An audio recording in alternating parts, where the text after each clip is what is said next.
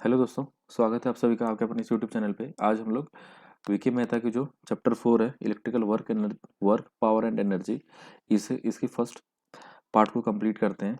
देखते हैं हमारा फर्स्ट क्वेश्चन क्या है। फर्स्ट क्वेश्चन को कंप्लीट करने से पहले दोस्तों हम लोग को जिसके टर्म्स हैं, ठीक है, उसे हम लोग जान लेते हैं। ठीक है, जैसे कि हम लोग इस चैप्टर को कंप्लीट करने से पहले कुछ वैल्यू है जिसे हम लोग डिस्कस कर लेते हैं। जैसे कि एक है हमारा सीरीज सर्किट। सबसे पहले आता है हम लोग सीरीज सर्किट में। ठीक है, ये हो गया हमारा सीरीज सर्किट और इधर लिख लेते हैं हम लोग पैरेलल सर्किट। ठीक है, इधर हम लोग लिख लेते हैं पैरेलल सर्किट। देखिए सीरीज सर्किट, ये हो गया हमारा सीरीज सर्किट। ठीक है, और ये हो गया हमारा पैरेलल सर्किट।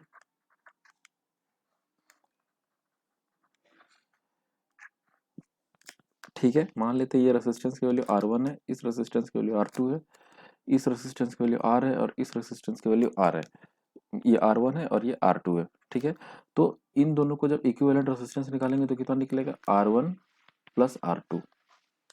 ठीक है, पावर देखिए ये हमारा सीरीज सर्किट है।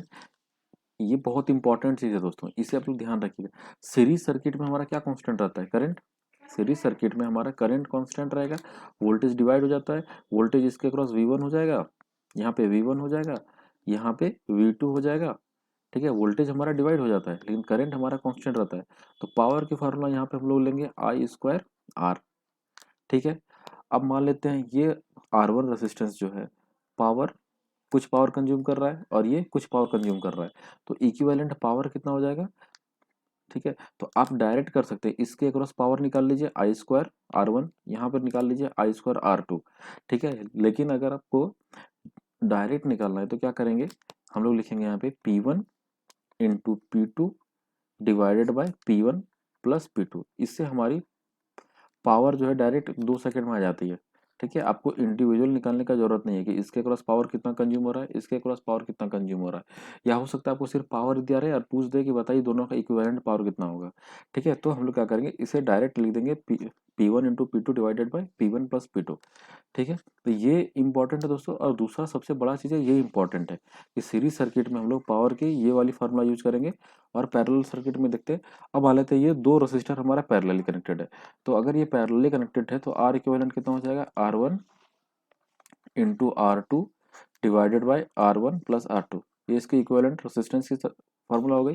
दूसरा, अगर ये जो रेसिस्टर है सेम अमाउंट का है, ठीक है, मान लेते हैं ये भी 10 ओम का है, ये भी 10 ओम का है, तो जब पैरेलली इसका निकालेंगे तो कितना हो जाएगा, 5 ओम का। यानी अपना रेसिस्टेंस का ये हाफ हो जाता है। ठीक है, तो इक्विवेलेंट रेजिस्टेंस हमारा 2 हो गया। दूसरा, इसमें देखेंगे दोस्तों, दो अगर रेजिस्टर पैरेलली कनेक्टेड है तो उसमें क्या कांस्टेंट रहता है, वोल्टेज। ठीक है, तो यहाँ पे पावर का फॉर्मूला हम लोग यूज करेंगे V स्क्वायर बाई R। ठीक है, तो हम लोग यहाँ पे यूज करेंगे V स्क्वायर बाय R। अगर हम लोग का पैरेलल सर्किट है तो पावर की फॉर्मूला हो जाएगी V स्क्वायर बाय R। उसी तरह अगर मान लेते हैं यहाँ पे ये रेसिस्टर जो है P1 पावर कंज्यूम कर रहा है और ये रेसिस्टर जो है P2 पावर कंज्यूम कर रहा है, तो इक्विवेलेंट पावर क्या हो जाएगा, P1 प्लस P2। ठीक है, दो फॉर्मूला हम लोग इसमें याद रखेंगे दोस्तों, ये P1 plus P2 total power और ये P is equal to V square by R। बस इसे हम लोग को ध्यान रखना है थ्रू आउट दिस चैप्टर। ये पूरे चैप्टर में यूज होने वाला है। ठीक है, ये वाला और फिर ये वाला। दूसरा और एक है हमारे एक, क्या खोज रहे हो देना, किटवा हटा देना।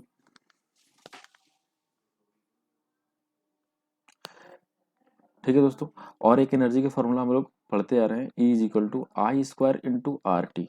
ठीक है, लेकिन इस फॉर्मूला से, या फिर ये होती है पावर इंटू टाइम। ठीक है, एनर्जी की फॉर्मूला। ठीक है, तो हम लोग इससे जो हमारा वैल्यू मिलेगा वो किस में मिलता है, जूल्स में मिलता है। ठीक है, या फिर किलोवाट आवर में मिलता है। इससे जो फार्मूला हमारा मिलेगा दोस्तों, क्या चीज में मिलेगा, जूल्स में मिलेगा या फिर किलोवाट आवर में मिलेगा। लेकिन अब हमें जूल्स में नहीं चाहिए। अगर आपसे क्वेश्चन में कहे कि हमें जो वैल्यू दी हुई है हमें कैलोरी में आंसर चाहिए। ठीक है, एनर्जी की ऐसा यूनिट तो कैलोरी भी है। ठीक है, थर्मल एनर्जी की ऐसा यूनिट कैलोरी होती है। तो ये बोलेगा कि भाई ये इस एनर्जी को हमें कन्वर्ट करना है थर्मल एनर्जी में, तो फिर हमें कैसे चेंज करेंगे इसको। तो हम लोग क्या करेंगे, यही जो फार्मूला है आई स्क्वायर इंटू RT, इसे डिवाइड कर देंगे 4.186 से। ठीक है, 4.186 से भी कर सकते हैं, या फिर आई स्क्वायर आर टी को 4.2 से डिवाइड कर देंगे, तो हमें अब ये वैल्यू जूल में ना मिलके मिलेगी कैलोरी में। ठीक है, ये हमें जूल में ना मिलके मिलेगी कैलोरी में। ठीक है, अगर हमें बोलेगा किलो कैलोरी में निकालना है, ठीक है, किलो कैलोरी में निकालना है तो कुछ नहीं करना है। अगर हमें किलो कैलोरी में निकालने के लिए कहेगा तो हम लोग क्या करेंगे, I square into R T divided by 4.2 into 10⁻³ कर देंगे। तो अब हमें जो वैल्यू मिलेगी वो मिलेगी किलो कैलोरी में। ठीक है दोस्तों, तो अगर हमें कहे जूल में निकालने के लिए या किलो वाट आवर में निकालने के लिए तो ये वाला फार्मूला यूज करेंगे। अगर हमसे कहे कि कैलोरी में आंसर चाहिए तो ये वाला फार्मूला यूज करेंगे, और यही फार्मूला पूरे चैप्टर में यूज होने वाला है दोस्तों, आप इसे याद कर लीजिए। ठीक है, दूसरा, अब अगर यहाँ पे मान लेते हैं दोस्तों कि एक हमारे पास एक बर्तन है, ठीक है, इसमें एक वाटर है हमारा 1 ग्राम, ठीक है, इसके मास की वैल्यू कितनी है, 1 ग्राम। ठीक है, और इसे गर्म करना है दोस्तों 1 डिग्री सेंटीग्रेड। ठीक है, तो टेम्परेचर को आप लोग थीटा से भी डिनोट कर सकते हैं या फिर टी से भी डिनोट कर सकते हैं। इसे गर्म कितना करना है, 1 डिग्री सेंटीग्रेड गर्म करना है। तो आपसे पूछेगा कि बताइए इसमें टोटल कितना हीट गेन होगा हमारा। ठीक है, हीट गेन मतलब कितना एनर्जी कंज्यूम हो जाएगा इसमें। ठीक है, तो दोस्तों हमारा हीट गेन का फॉर्मूला होता है, हीट गेन का फॉर्मूला होता है m into S into theta. ठीक है, थीटा को हम लोग टी से भी रिप्रेजेंट करते हैं, तो यहाँ पर टी भी लिख सकते हैं। ये हो गया हमारा mass, where M is mass. ठीक है, where M is mass, S is specific heat, where S is specific heat, and theta is equal to temperature, कि हमें कितनी टेम्परेचर इसकी इंक्रीज करनी है, स्पेसिफिक हीट। ठीक है, ये हमारा यहाँ पे लिखेंगे specific heat of water is equal to 4.2। ठीक है, स्पेसिफिक हीट ऑफ वाटर कितना होता है, 4.2। इस टर्म को भी हमें याद रखना है दोस्तों, ये वाला टर्म याद रखना है, ये वाला फॉर्मूला याद रखना है। ठीक है, अब जैसे कि यहाँ पे मानते हैं कि हमारा यहाँ पे कितना एनर्जी यूज हो रहा है, तो मास कितनी है इस वाटर की, 1 ग्राम। ठीक है, थीटा की वैल्यू कितनी है, 1 डिग्री सेंटीग्रेड। स्पेसिफिक हीट कितना हो जाएगा, 4.2।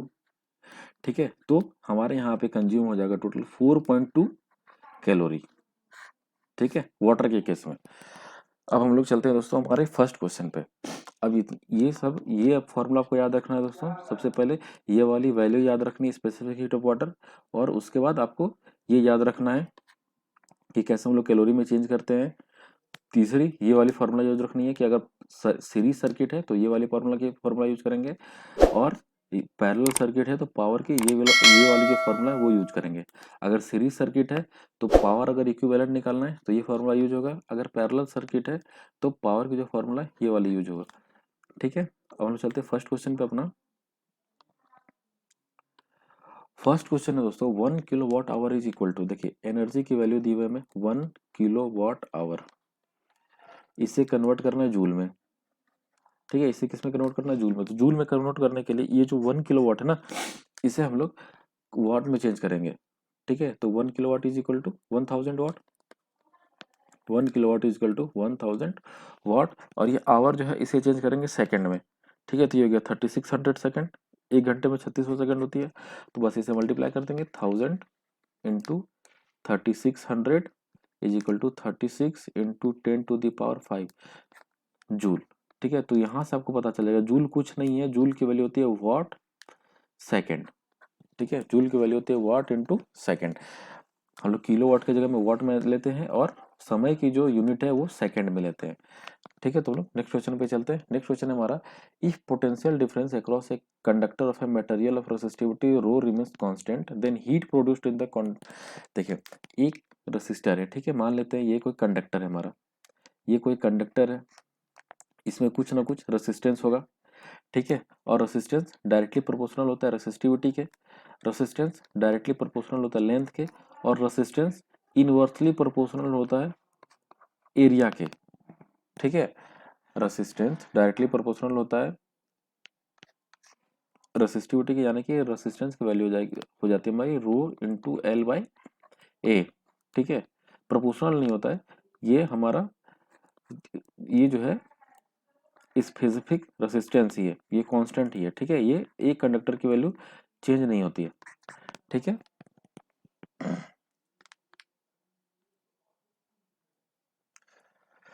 ठीक है दोस्तों, तो नेक्स्ट क्वेश्चन देखते हैं। नेक्स्ट क्वेश्चन है हमारा, if potential difference across a conductor of a material of resistivity rho remains constant, then heat produced in the conductor is proportional to. देखिए, मान लेते हैं कि एक कंडक्टर है हमारे पास, ठीक है, एक कंडक्टर है, ये कोई वायर है हमारे पास दोस्तों, ठीक है। अगर ये वायर है तो इसमें कुछ ना कुछ रेसिस्टेंस की भी वैल्यू होगी, ठीक है, इसमें कुछ ना कुछ रेसिस्टेंस होगा हमारा। रेसिस्टेंस जो होता है, ठीक है, हम लोग 10th में पढ़े थे Ohm's law, directly proportional to its length, ठीक है। रेसिस्टेंस जो होता है directly proportional to its length and inversely proportional to its cross sectional area. और फिर आर इज इक्वल टू हम लोग लिखते हैं रो इंटू एल बाई ए, ठीक है।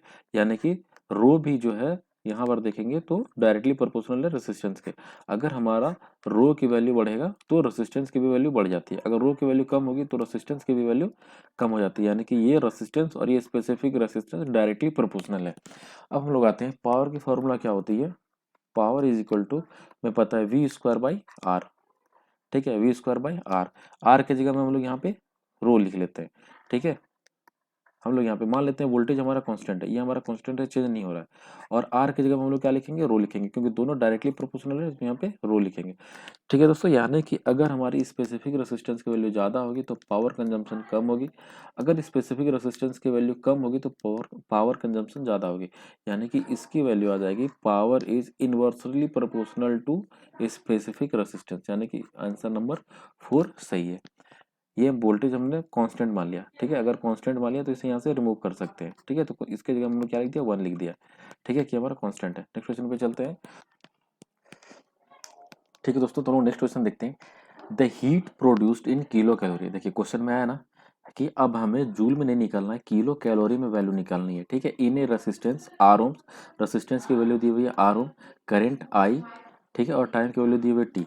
देखिए मान लेते हैं कि कोई एक रेसिस्टेंस है, ठीक है, कोई एक रेसिस्टेंस है दोस्तों, तो इसमें कुछ ना कुछ तो हीट प्रोड्यूस होगी, ठीक है। अगर रेसिस्टेंस है, आर ओम का रेसिस्टेंस है, करंट आई फ्लो हो रहा है, तो इसमें कुछ ना कुछ तो हीट प्रोड्यूस होगी। कितनी हीट प्रोड्यूस होगी, तो heat is equal to I square into R into T, ठीक है, I square into R into T. लेकिन ये हमें वैल्यू दे रहा है जूल में देगा, ठीक है, या फिर किलो वॉट आवर में आंसर देगा, लेकिन हमें वैल्यू निकालनी है किलो कैलोरी में, ठीक है। तो सबसे पहले निकालेंगे किलो कैलोरी में नहीं, हम लोग कैलोरी में निकालते हैं, ठीक है, कैलोरी में निकालते हैं। तो कैलोरी में निकालने के लिए हम लोग इसे डिवाइड कर देंगे 4.2 से। अगर 4.2 से डिवाइड कर देंगे तो ये हमें अब वैल्यू देगा कैलोरी में, लेकिन हमें कैलोरी में नहीं किलो कैलोरी में निकालनी है। तो और कुछ नहीं करेंगे, आई स्क्वायर आर टी है, किलो में निकालने के लिए हम लोग क्या करेंगे, 4.2 है तो किलो की वैल्यू होती है 10⁻3, इसे डिवाइड कर देंगे तो ये वैल्यू होगी हमारी किलो कैलोरी। आंसर हमारा किलो कैलोरी, ये वाला 4.2 इंटू 10⁻3, ये आंसर हमारा सही है। नेक्स्ट क्वेश्चन पे हम लोग चलते हैं। 3 electric bulbs 40 watt, 60 watt and 100 watt are designed to work on a 220 volt mains. Which bulb will burn most brightly if they are connected in series across 200 volt mains? देखिए दोस्तों, ये वही question है, इसे हम लोग सॉल्व करेंगे जो हमने स्टार्टिंग में पढ़ी ना, ये वाली फॉर्मूला जो हमने पढ़ी है, ठीक है। अब हम लोग यहाँ पे यूज करेंगे, देखिए हमारा क्या है, सीरीज सर्किट है, तो हम लोग ये वाला फॉर्मूला यूज करेंगे यहाँ पे, ठीक है। तो आते हैं हम लोग, हमारा जो क्वेश्चन है,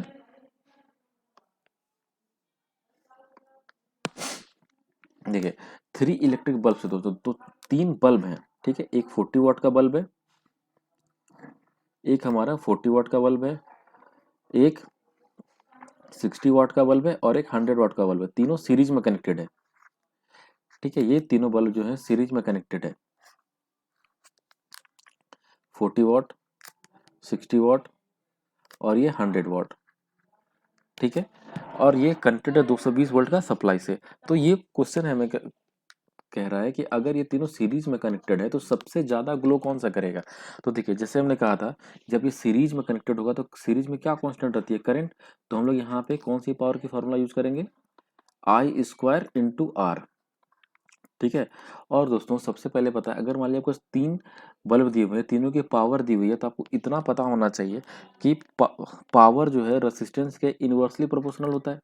ठीक है, पावर जो है रेसिस्टेंस के इनवर्सली प्रोपोर्शनल है, यानी कि जिस बल्ब की पावर सबसे ज्यादा रहेगी, रेसिस्टेंस की वैल्यू सबसे कम उसी की होगी। जिस बल्ब की पावर की वैल्यू सबसे कम है, रेसिस्टेंस की वैल्यू सबसे ज्यादा होगी। ठीक है, तो यहाँ पे रेसिस्टेंस की वैल्यू मिनिमम किसकी होगी? रेसिस्टेंस की वैल्यू मिनिमम किसकी होगी? ये 100 वाट वाले बल्ब की, क्योंकि इसका पावर सबसे ज्यादा है। पावर सबसे ज्यादा तो रेसिस्टेंस की वैल्यू सबसे कम। ठीक है, और रेसिस्टेंस मैक्सिमम किसकी होगी? इस 40 वाट वाले बल्ब की, क्योंकि पावर सबसे कम है तो रेसिस्टेंस की वैल्यू सबसे ज्यादा होगी। अब यहाँ पे आते हैं दोस्तों, हम ये सीरीज सर्किट है, तो यहाँ पे कौन सा फॉर्मूला यूज करेंगे? आई स्क्वायर इंटू आर, यानी कि रेसिस्टेंस की वैल्यू अगर ज्यादा है तो पावर की भी वैल्यू ज्यादा होगी। ठीक है, तो रेसिस्टेंस की वैल्यू सबसे ज्यादा किसकी है? ये 40 वाट वाले बल्ब की, यानी कि सबसे ज्यादा ग्लो भी हमारा कौन सा करेगा? 40 वाट वाला बल्ब। इस तरह हम लोग इसे सॉल्व करेंगे कि देखते हैं हमारा सर्किट कैसा है, सीरीज सर्किट है या पैरेलल सर्किट है। अगर सीरीज सर्किट है तो ये वाला फॉर्मूला यूज करेंगे, और तब क्या होगा कि जैसे कि हमारा जो रेसिस्टेंस है, जिसकी वैल्यू सबसे ज्यादा रहेगी वही हमारा सबसे ज्यादा ग्लो करेगा। ठीक है, अगर दोस्तों इसके जगह में हमारा रहता कि ये तीनों जो बल्ब है ये पैरेलली कनेक्टेड है, ये तीनों बल्ब अगर हमारा पैरेलली कनेक्टेड है, तब इसे कैसे सॉल्व करते? देखिए, इन तीनों बल्ब को अब अगर हम लोग पैरेलली कनेक्ट करें, मान लेते हैं ये तीनों बल्ब हमारा पैरेलली कनेक्टेड है, ये बल्ब हो गया, ये दूसरा बल्ब हो गया, ठीक है, और फिर ये तीसरा बल्ब हो गया। ये तीनों बल्ब दोस्तों अब ये पैरेलली कनेक्टेड है, तो कैसे फाइंड आउट करेंगे कि सबसे ज्यादा ग्लो कौन करेगा? तो देखिए, ये पैरेलल सर्किट है, पैरेलल सर्किट में हमारा क्या कांस्टेंट रहता है? वोल्टेज कांस्टेंट रहता है, करंट डिवाइड हो जाता है लेकिन वोल्टेज कांस्टेंट रहता है। तो यहाँ पे पावर की फार्मूला यूज करेंगे, P is equal to V square by R. लेकिन यहाँ पे देखेंगे कि रेसिस्टेंस की वैल्यू जिसकी सबसे कम होगी, पावर की वैल्यू सबसे ज्यादा उसी की हाई होगी। तो रेसिस्टेंस की वैल्यू सबसे कम किसकी है? 100 वाट वाले बल्ब की। तो पैरेलल सर्किट में 100 वाट वाला बल्ब सबसे ज्यादा ग्लो करेगा। ठीक है दोस्तों, और सीरीज वाले सर्किट में 40 वाट वाला बल्ब सबसे ज्यादा ग्लो करेगा। बस हमें यही ध्यान रखना है, P is equal to I square R कहाँ यूज करेंगे और P is equal to V square by R कहाँ यूज करेंगे, इसे ध्यान में रखना है। और फिर हम लोग क्वेश्चन सॉल्व करेंगे। नेक्स्ट क्वेश्चन पे हम लोग चलते हैं। नेक्स्ट क्वेश्चन है, 2 electric bulbs have tungsten filament of the same length. दो हमारे पास बल्ब है, एक मिनट, दो बल्ब है हमारे पास, ठीक है, जिसके पास टंगस्टन फिलामेंट है of the same length, if one of them gives 60 watt and other 100 watt. देखिए, दो बल्ब है, ठीक है, जिसकी पावर की वैल्यू गिवन है हमें 60 वाट, और दूसरे की पावर की वैल्यू गिवन है 100 वाट।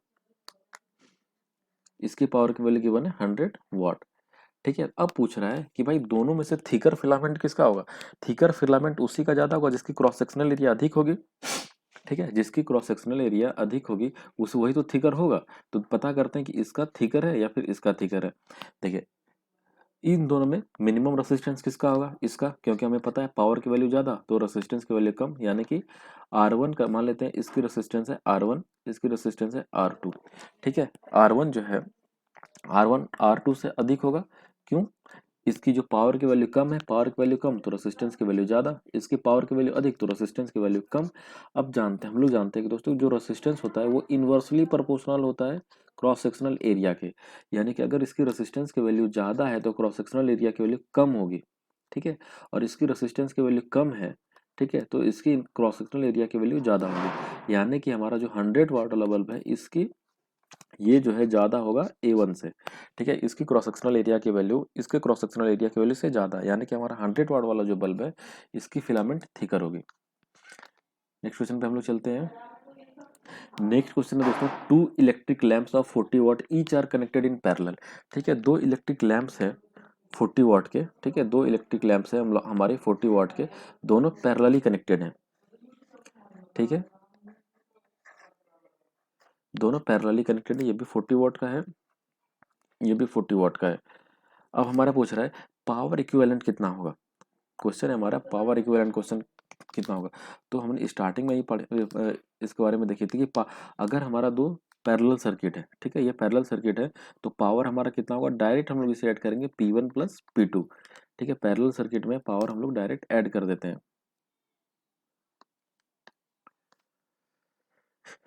तो हम लोग यहाँ पे लिखेंगे power equivalent is equal to P1 plus P2, यानी कि 40 plus 40 is equal to 80 watt. ये हमारी वैल्यू हो गई। ठीक है, यानी कि हमारा ऑप्शन नंबर 3 सही है। नेक्स्ट, ठीक है, तुम लोग नेक्स्ट क्वेश्चन देखते हैं। नेक्स्ट क्वेश्चन है हमारा, the time required for 1 kilowatt heater to raise the temperature of 10 litres of water through 10 degree Celsius. ठीक है दोस्तों, कि एक हमारे पास वाटर है जिसकी वैल्यू कितनी है 10 लीटर, ठीक है, और हीटर की आउटपुट कितनी है 1 किलोवाट हीटर, 1 किलोवाट, ठीक है, हीटर की आउटपुट की वैल्यू कितनी है 1 किलोवाट, टेम्परेचर कितना है 10 डिग्री सेल्सियस। ठीक है, इस क्वेश्चन को पहले बढ़िया से समझ लेते हैं। ठीक है, इस क्वेश्चन को समझने के लिए हमारे पास क्या है, एक हीटर है, मान लेते हैं ये हमारा एक हीटर हो गया। ठीक है, ये हमारा एक हीटर हो गया। इसके ऊपर मान लेते हैं कि एक पतीला रखा हुआ है। ठीक है, इसके ऊपर मान लेते हैं एक पतीला रखा हुआ है। ठीक है दोस्तों, इसमें ये हीटर जो हमारा सप्लाई से कनेक्टेड है और कितना कंज्यूम करता है ये जो हीटर है 1 किलोवाट कंज्यूम करता है पावर। ठीक है, ये जो हीटर है हमारा 1 किलोवाट पावर कंज्यूम करता है। इसके ऊपर एक पतीला रखा हुआ है जिसमें वाटर है 10 लीटर। अभी ठंडी के दिनों में जैसे दोस्तों हमें वाटर को गर्म, पानी को गर्म करना पड़ता है, या तो पीने के लिए या तो नहाने के लिए। तो इस पानी को कितना गर्म करना है 10 डिग्री सेल्सियस, इतना इसे गर्म करना है। और ये हीटर की पावर की वैल्यू है 1 किलोवाट। तो ये हीटर ये जो पानी है इसे कितने देर में 10 डिग्री सेल्सियस तक गर्म कर देगा। ठीक है, तो बस हमें यही निकालना है, तो हम की वैल्यू यहाँ पे लिख लिए और फिर हमें देखिए हीट गेन निकालना है। ठीक है, हीट गेन निकालना है। तो हीट गेन की फॉर्मूला हमने स्टार्टिंग में पढ़ी है। हीट गेन हमारा कितना होता है m into S into theta, जहाँ m क्या है, m है हमारा मास, s है स्पेसिफिक हीट, थीटा है हमारा टेम्परेचर। ठीक है, और स्पेसिफिक हीट ऑफ वाटर हमारा कितना है, एस की वैल्यू हो जाएगी 4.2, क्योंकि स्पेसिफिक हीट ऑफ वाटर हो जाती है 4.2।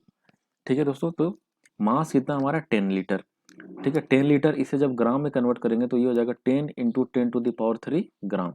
ठीक है, ये इसकी वैल्यू हो जाएगी 10 इंटू 10⁻³ ग्राम। स्पेसिफिक हीट की वैल्यू 4.2, और थीटा हमें कितना, टेम्परेचर कितना बढ़ाना है 10 डिग्री सेल्सियस बढ़ाना है, तो यहाँ लिखेंगे 10 डिग्री। ठीक है, तो ये कट गया, तो इसकी वैल्यू हो गई 420 इंटू 10⁻3, 400, ये 42 गुना 10, 420 गुना 10⁻3 कैलोरी। ठीक है, ये हो गई हमारी वैल्यू, लेकिन हमें टाइम निकालना है। ठीक है, टाइम निकालने के लिए हीट की फॉर्मूला एक और होती है पावर इंटू टाइम। ठीक है, तो time is equal to heat by power. ठीक है, ये वैल्यू हो जाएगी। तो हीट की वैल्यू कितनी है, कितनी निकाली हमने यहाँ से 420 इंटू 10⁻3, और पावर की वैल्यू कितनी है 1 किलोवाट, तो इसे 1000 से डिवाइड कर देंगे, तो 1000 कट गया। हीट की वैल्यू आ गई, सॉरी टाइम की वैल्यू आ गई, 420 सेकेंड। ठीक है दोस्तों, तो आई होप आपको ये सेशन अच्छा लगा होगा। अगर अच्छा लगता है दोस्तों आप लोग को, या फिर मेरे वीडियो से आपको कुछ भी सीखने के लिए मिलती है, थोड़ी सी भी अगर सीखने के लिए मिलती है, तो आप प्लीज़ वीडियो को लाइक कर दें और अपने दोस्तों के साथ शेयर कर दें, ताकि थोड़ी बहुत मोटिवेशन मिलती रहे दोस्तों वीडियो को बनाने के लिए। ठीक है दोस्तों, थैंक